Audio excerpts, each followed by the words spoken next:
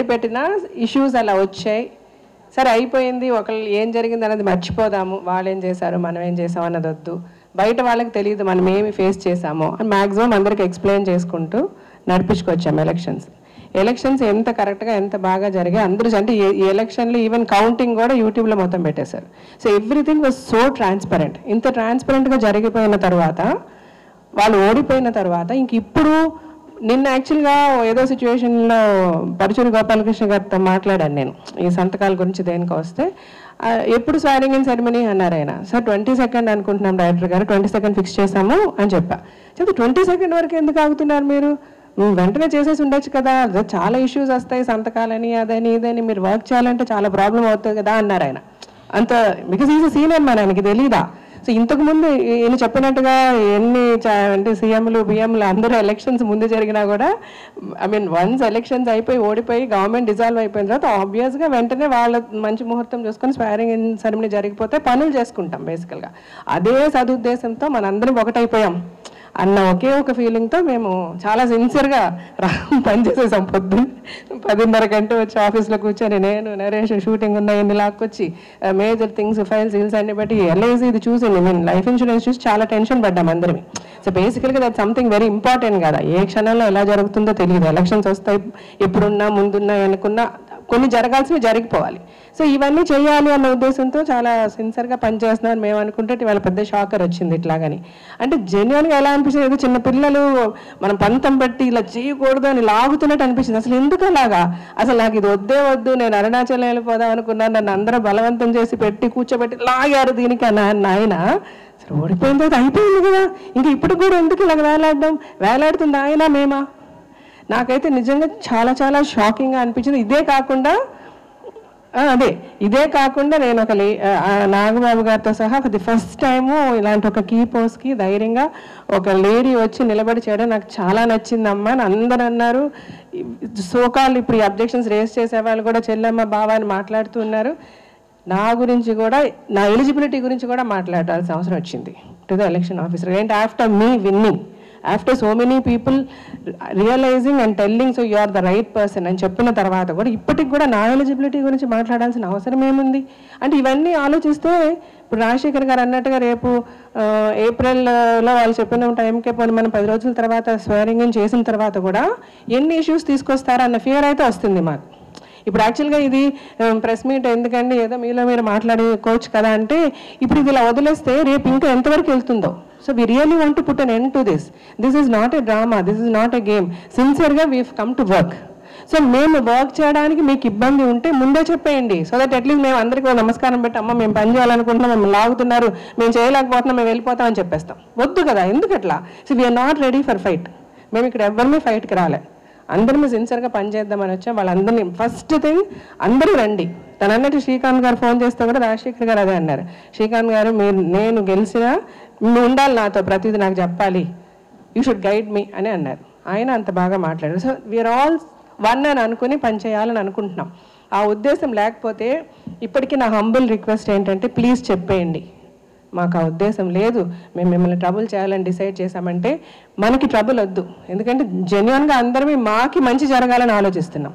ఈ మాలో ఇలాగా ఇండైరెక్ట్గానో డైరెక్ట్గానో కాన్స్పిరసీలు గొడవలు యుద్ధ అసలు దానివల్ల నష్టమే కానీ ఎవరికి మంచి జరగదు. ఇంకా ఫర్దర్గా ఆల్రెడీ నష్టం జరిగింది, బెటర్మెంట్ చేయాలనుకొని మేము ఇంకా నష్టం కల్పించిన వాళ్ళం అవుతాం. ఇలాంటి ఒక అట్మాస్ఫియర్ ఉంటాయి బేసికల్గా. సో ఈ అట్మాస్ఫియర్ ఉంది, ఇది తెలియజేయాలి, ఇది అవసరం అనే ప్రెస్కి రావడం. సో ఇప్పుడు ఫర్దర్గా నరేష్ గారు చెప్పినట్టుగా ప్రెస్ వచ్చింది, ప్రెస్ వాళ్ళకి ఎవరికి బాధ లేదు. ప్రెస్ కొంచెం లోపల హ్యాపీ. ఏంటంటే ఎలక్షన్ ముందే ఏదో జరుగుతుంది అని ఎదురు చూశారు. ఇప్పుడు ఆయన ఇంతకు ముందు ఫస్ట్ అడిగిన దానికి మీరు సార్ ఏముంది ఒక్క నిమిషం 10 రోజులే కదా, 10 రోజుల తర్వాత స్వైరింగ్ చేస్తే అయిపోతుంది కదా అని ఆయన ఒక మాట అన్నారు. సో బేసికల్గా అదే కరెక్టే, 10 రోజుల తర్వాత ఏమీ కాదు. కానీ ఇవన్నీ మా మనసులో భయాలు. అంటే 10 రోజులు ఇప్పుడు ఎవరు చేస్తారు అక్కడ పనులు, ఈ ఎల్ఐసికి ఏం సమాధానం చెప్తాం, ఇంకా కొన్ని చెక్కులు పెండింగ్లు పేమెంట్లు వాటికి ఎవరేం చెప్తాం. So many issues are they. సరే అప్పుడు నాలన్నా వచ్చి సార్ లేదు ఈ 10 రోజులు మీరు ఆఫీస్కి రాకుండా మేమే కూర్చుంటాం, మేము ఇష్యూస్ అన్ని సార్ట్అవుట్ చేసేస్తామని ముందే చెప్పుంటే fine. We would have done that. Okay మీరు సాల్వ్ చేయండి సార్, ఈ ఇష్యూస్ ఉన్నాయి మాట్లాడండి అనేస్తాం, అయిపోతుంది. This is so simple.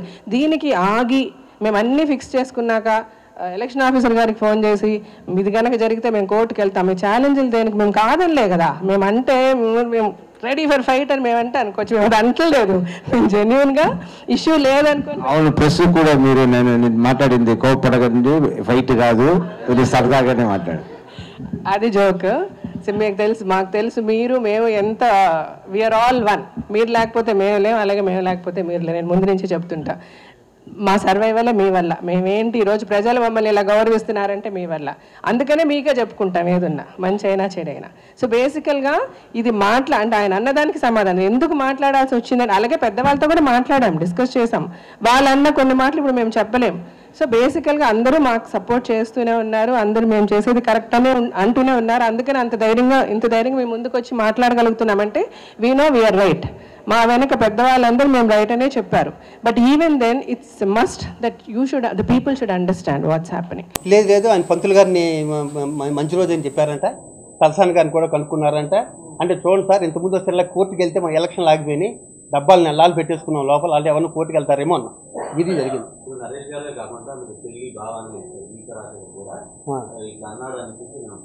Sir ఇప్పుడు జీవిత రాష్ట్రాల గురించి నేను మాట్లాడుతాను, చాలా గౌరవించాను ఆయనకి. ఏకే పాల్ దగ్గర నుంచి లక్ష్మీ పార్టీ వరకు అన్ని పార్టీలు మారారు, మూవీ ఆర్టిస్ట్ పడ్డారు. ఓకేనా, ఇక్కడన్నా 2 ఏళ్ళు శుభ్రంగా చేయమని చెప్తా. ఇది నేనేం చేస్తాను దీని గురించి, ఆవిడ గురించి ఏం మాట్లాడతాను చెప్పండి, అనుభవం తక్కువ. ఆవిడ నేను మాట్లాడుతుంది. ఇప్పుడు మీరు చెక్కుల మీద సంతకం, పక్కన సెక్రటరీ ఉన్నారు, సెక్రటరీ కూడా చెప్తుందమ్మా నేనే జనరల్ సెక్రటరీ అని. ఆయన జనరల్ సెక్రటరీగా ఆఫీస్ పనులని ఆయనే చూసుకోవాలిగా. రెసిడెంట్ కన్నా జనరల్ సెక్రటరీ పోస్ట్ చాలా గొప్పది. ఇప్పుడు ఇందాక మీరు అన్నారే ఇన్సూరెన్స్ ఏం చేసినారు, జనరల్ సెక్రటరీ ఇన్సూరెన్స్ పని, ఇంకా అన్ని పనులు నేనే చేస్తాను కాబట్టి అది నేనే సమాధానం మీతో చెప్పుకోవాలి వస్తే. ఇప్పుడు జనరల్ సెక్రటరీ గారు ఆయనే అండి, ఆయనే పక్కన ఉండగా ఇప్పుడు నేను ఎలాగే చెప్పాలంటుంది ఆవిడకేమో పాపం తెలియట్లేదు జీవితకి.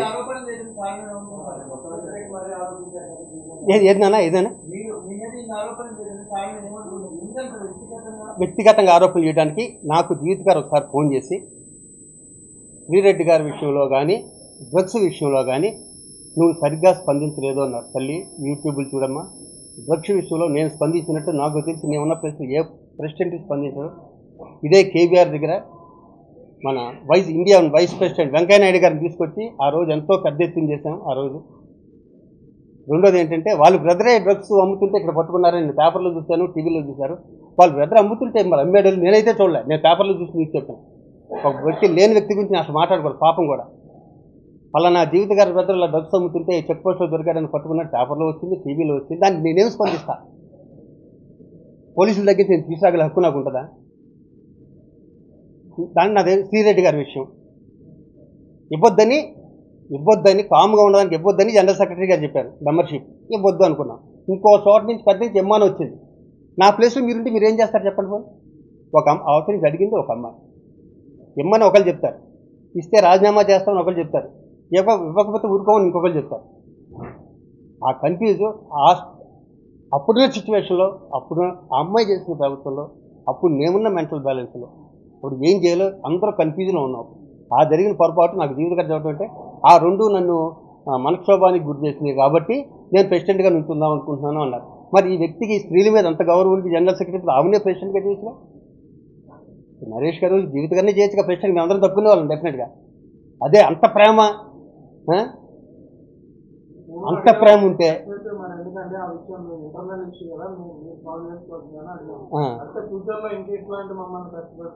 ఆయనతో నువ్వు ఒక ప్రశ్న వేస్తే అది తప్ప వేరే అన్ని సమాధానాలు వస్తాయమ్మా. మీరు ఎందుకు ఇబ్బంది పెడతానంటున్నా? ఫ్యూచర్లో అసలు నేను ఇబ్బంది పెట్టగలిగిన వాళ్ళకున్న బ్యాక్గ్రౌండ్ నాకుందా, వాళ్ళ దగ్గర డబ్బు నా దగ్గర ఉందా? ఎప్పుడు 10 మంది బౌన్సర్లు వేసుకొచ్చి హ్యాపీగా ఉందా? వాళ్ళు నేనేం పెట్టగలను ఇబ్బంది? నేను ఒక్కనే వచ్చాను ఎక్కడికి? అబ్బాయి చిచ్చి అమ్మ 60 ఓట్లతో ఓడిపోయిన రీకౌంట్ 1 ఓటు 2 ఓట్లు వెళ్తాడు కదా సిల్లి అమ్మాయిని. 1 ఓటు 2 ఓట్లు ఓడిపోయిన రీకౌంటింగ్ పెడతారు కానీ ఏమన్నా తేడా వచ్చినాయేమోనని. ఏదమ్మా అదే